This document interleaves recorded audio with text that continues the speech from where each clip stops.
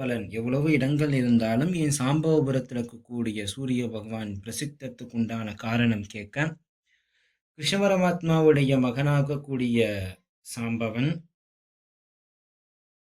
நாரதரை அவமானப்படுத்த அதன் காரணமாக வெண்குஷ்டம் வர, அதுல இருந்து வெளிவர நாரதர் சாம்பவனுக்கு சூரிய பகவானுடைய அந்த 12 ஆதித்ய சுரூபமும், அவருடைய தேவகணங்கள், அவருடைய மனைவி மக்களுடைய பெயர்கள், எந்த காலத்துல சூரியன் எவ்வளவு கதிர்களை வீசிப்பார், இந்த காலங்கள்ல எந்த நிறமாக இருப்பார், அப்ப சூரியனுடைய கோபம் இதற்குண்டான காரணம் சாயாதேவி யமன் சனீஸ்வரருக்கு சந்தியாதேவி கொடுத்த சாபம்,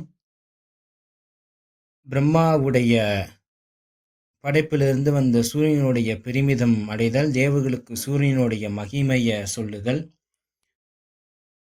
தேவர்களுடைய பரிவாரமாகக்கூடிய சூரிய பகவானுடைய பரிவாரங்களை பற்றி சொல்லுதல், சூரிய பகவான கோபத்தை தணிக்க விஸ்வகர்மா அந்த சாணிகள்னால அந்த சூரிய பகவானுடைய தேஜஸை குறைச்சி அவரை சாந்தமுறுதல் போன்ற தகவல்களை 8 பாகங்களாக பார்த்துள்ளோம். இது 9வது பாகம், சூரிய மண்டலத்தை பற்றினோட ஒரு குறிப்பு.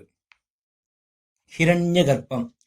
இந்த ஹிரண்யம்னா என்னன்னா, தங்க நிறமாக இருக்கக்கூடிய ஒரு கர்ப்பஸ்தலம், ஒரு உயிர்கள் உருவாக்கக்கூடிய இடம்.